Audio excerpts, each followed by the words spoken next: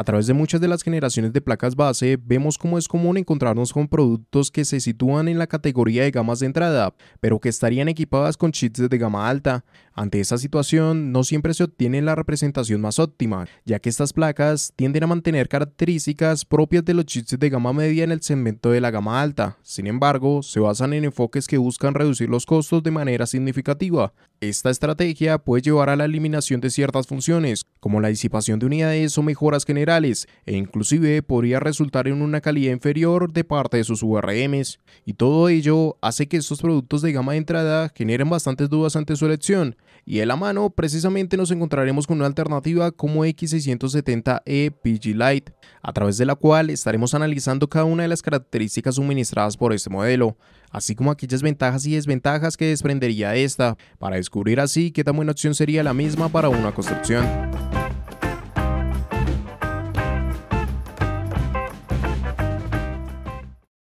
Pero antes de todo, recuerda pasarte por el enlace de la descripción, donde estarás encontrando los mejores precios para esta placa base, desde Amazon y de una forma segura. Pásate. Características generales.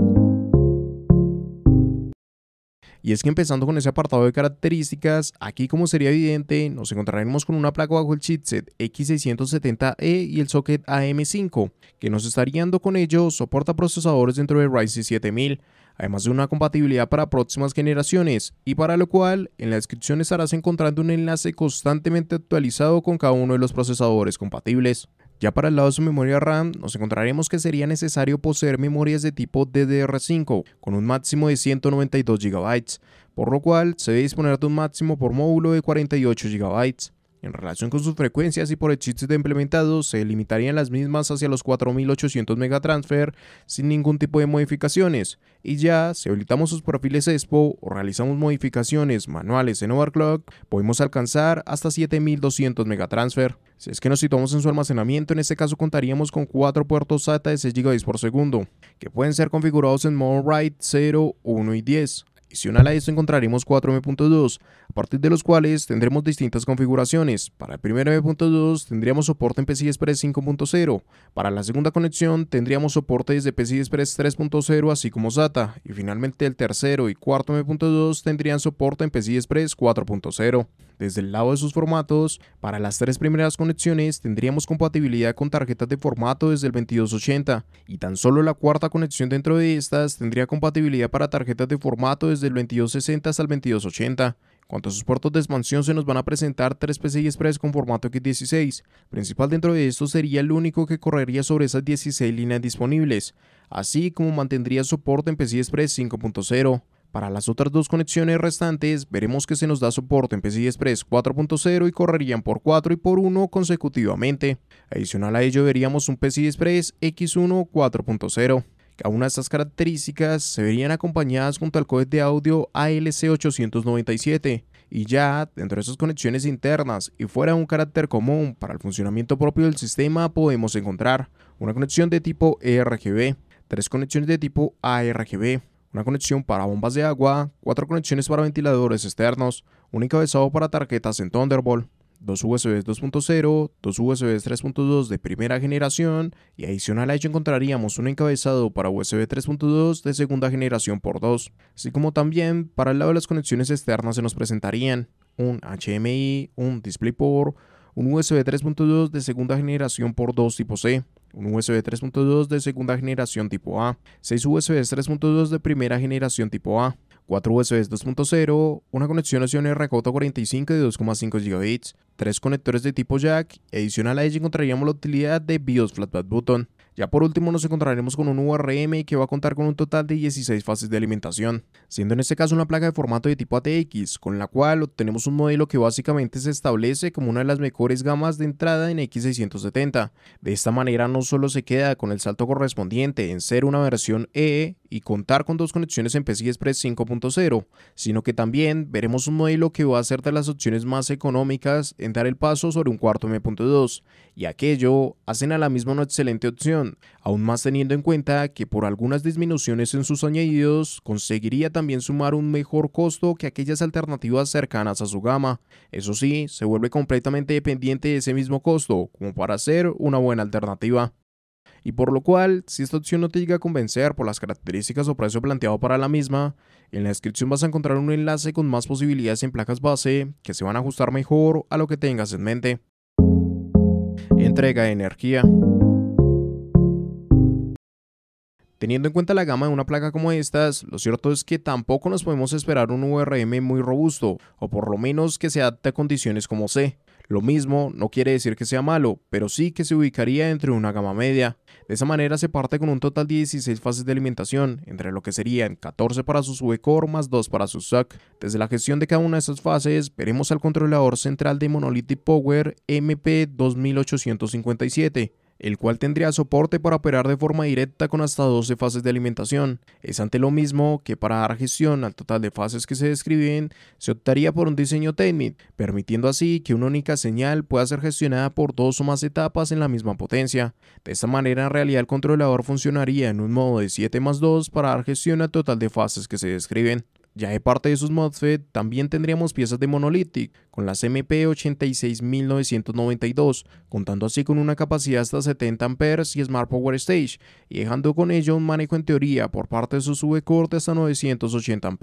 Todo esto básicamente crean un VRM que se encuentra dentro de una gama media, muy cercana a modelos de esta misma compañía como Steel Legends en X670 o S150, además de estar levemente por debajo de Aorus Elite y Tomahawk en X670. Pero sí que muy cercano a opciones como TUF y ePro para Asus, que mantienen configuraciones muy similares, lo que a su vez la vuelven un modelo cercano a las Tomahawk Aorus Elite para B650. Y tanta comparativa y acercamientos ante estos modelos básicamente describen una opción en toda regla dada la gama media, y con ello realmente es una placa que podría darle soporte a cualquiera de los procesadores dentro de la generación, aunque principalmente estaría pensada para líneas como Ryzen 7 o 5, donde se podría desarrollar a plenitud e inclusive plantear el camino con leves modificaciones a partir de los C.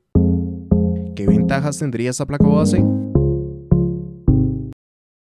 Si bien hay muchos apartados que se podrían destacar dentro de esta placa base, creo que lo más importante dentro de la misma se vería a fin de la relación calidad-precio para este modelo, sobre todo si lo ponemos desde un panorama a la falta de opciones en B650 que dieran mayores cambios al adentrarse en la gama alta, donde precisamente están placas como B650 Aorus Pro, A-Gaming, F-Gaming o Steel Legends, que tal cual como esta PG Lite, conducen a modelos que sobre todo plantean el salto hacia versiones E de este tipo de placas, que a mi parecer es insuficiente ante modelos por debajo de esta gama, como Aorus Elite, Tomahawk y TUF, con las que ya se daban mejores costos y muy buenas características tan solo a la falta de ese cambio al no ser versiones E, pues justo en aquel espacio que creo que debió ser complementado por esos modelos en B650 es donde se ubica PG Lite, manteniendo así una placa que trajo aquella mejora de ser una variante E y es de lo mismo contar con 2 conexiones en PCI Express 5.0, pero en adición se complementó con una cuarta conexión para M.2, marcando así el camino ante muchos de sus modelos por encima de su gama y desde ajustes a partir de su costo, como para ubicarse por debajo del precio de esas alternativas en B650 para la gama alta ya mencionadas, y aquello hacen de la misma una de las mejores placas en relación calidad-precio en la actualidad. Evidentemente aquí el costo que logra mantener sea por dejar de lado por ejemplo disipación en 2M.2 o estéticas más pulidas, pero aún con ello creo que corresponde al costo establecido. Por fuera de ello, que debería ser lo más importante a tener en cuenta, vendrían otros apartados relevantes, pero que sobre todo verás que toman relevancia ante modelos por debajo de su gama. Con eso, por ejemplo, se desprende una excelente representación ante las conexiones para USB, con más de 12 conexiones distintas tan solo para su backplate, entre las que se destacarían una de las mismas con un USB tipo C, la mejor versión disponible para estas placas, y que nuevamente se repite en un encabezado interno para USB tipo C, que también añade la mejor versión disponible. De igual manera encontraremos apartados como conexiones para RJ45 de 2,5 GB, además de utilidades como BIOS Flatbed Button para actualizar esas BIOS y sobre todo útil ante próximas generaciones. En adición encontraremos encabezados para tarjetas en Thunderbolt, así como también es de esos pocos modelos para estas gamas de productos con las que vemos un PCB de 8 capas y casi que poco más se podría llegar a mencionar, aunque realmente con lo que te diría que te debes quedar y lo más importante si queremos optar por ese modelo viene de la mano del que sea una de las placas más económicas en acceder hacia un cuarto M.2, sin demasiado descuido como para que sea un mal modelo, pero sí que con cambios necesarios para complementarse con un excelente precio y marcarse como una de las mejores placas calidad-precio en la actualidad. desventajas tendría este modelo? Aquí sobre todo lo que más se podría criticar de este modelo son aquellos puntos que dejó descubiertos a fin de mantener buenos costos, y es que entre ellos evidentemente se resalta el que a la final sea una placa muy simple entre aspectos generales, en este caso precisamente en relación a que no vamos a obtener un esquema de disipación completo de cada M.2. En adición a ese cuarto M.2 veremos que da soporte en PCI Express 3.0, eso sí también se va a complementar con SATA, pero no deja de ser un poco a media su implementación. Aunque aún con ello, mejor tenerlo en estas condiciones que no tenerlo. De igual manera, desde el mismo, veremos que se deja de lado una aleta completa ante su VRM, que es recubrimiento también a su backplate, algo que está más afín de su estética, pero sí que encontraremos desde otras alternativas aún por debajo de su gama. Desde cada uno de esos factores, también nos encontraremos con que no se aporta una conectividad inalámbrica desde el modelo base, sino que es un complemento extra que tendremos que sumar a la misma de ser necesario. Eso sí, hay una conexión específica determinada para ello, lo cual es bastante importante. Otro aspecto sobre el que reducirían esos costos se vería en cuanto a su codec de audio, puesto que al final el mismo no deja de ser destinado completamente hacia una gama de entrada, y creo que no del todo corresponde ante ese modelo. Y realmente por fuera de eso, poco más se puede mencionar, más allá de complementos específicos sobre la marca, ante aspectos como el que no sea precisamente la que mejor integración tenga esas interfaces en la BIOS, o que mantenga menos confianza o reconocimientos dentro de esos mercados de lo que se ve con otras compañías. También hay que considerar que ser una placa calidad-precio también la hacen completamente dependiente de su costo, y donde tendrá que mantener siempre condiciones como el que no se aleje demasiado del costo de aquellas B650 como Steel Legends, Aorus Pro o F-Gaming, lo que a su vez marca como límite el que no se acerque hacia costos como los de Carbon en B650, además de Aorus Elite, TUF y Tomahawk para X670, ya que ante dicho escenario no tendría realmente nada que hacer. En conclusión, gran parte de lo mencionado a partir de este modelo denota en el que realmente esta placa base me parece un excelente modelo a fin de la relación calidad-precio para la gama donde se ubica, lo cual propiamente se debe sobre todo a la falta de modelos dentro de una gama alta en B650 o gamas de entrada de MX670 que dieran el salto sobre un cuarto M.2, y aquel vacío es el que solventó un modelo como PG Lite. De esta manera contamos tal cual como esas placas de gama alta en B650 con la posibilidad de disponer de un modelo que consigue dos conexiones para PCI Express 5.0, pero desde el complemento en aquel cuarto M.2, que precisamente las llevan a situarse por encima de opciones en B650, como puede ser Steel Legends, Aorus Pro o F-Gaming, e inclusive desde lo mismo contar con un mejor costo que algunas de esas alternativas. Pero claro, lo mismo se debe también a que a la final es una placa algo más descuidada, en ese sentido se pierden disipaciones de 2M.2, no hay un modelo en específico con conectividad inalámbrica y obtenemos un codec de audio de gama de entrada, apartados claramente cuestionables, pero que también marcan aquel costo por el que tanto se destaca. Eso sí, no hay algo adicional más allá de ello y a una buena representación en la actualidad desde el resto de características, por lo que a la final, y siempre y cuando no te afecte estos apartados mencionados, creo que es una excelente placa. Y el motivo por el que lo es la baja competencia de la misma para los apartados que maneja y costos suministrados para esta. Eso sí, es un modelo calidad-precio, lo que hace completamente dependiente de su costo, y es de lo mismo, la recomendación para que sea una buena opción dependerá del costo del resto de alternativas, por debajo y por encima de su gama, lo cual nos lleva a que precisamente su costo debe ser similar al de modelos como F-Gaming, Steel Legends o Aorus Pro para B650, y que desde el mismo sentido mantenga una diferencia de al menos $20 o $30 ante alternativas como Carbon en B650, así como dentro de X670 a esa Aorus Elite, Tomahawk y TUF. Si dicho escenario no se cumple, dejaría de tener sentido la misma,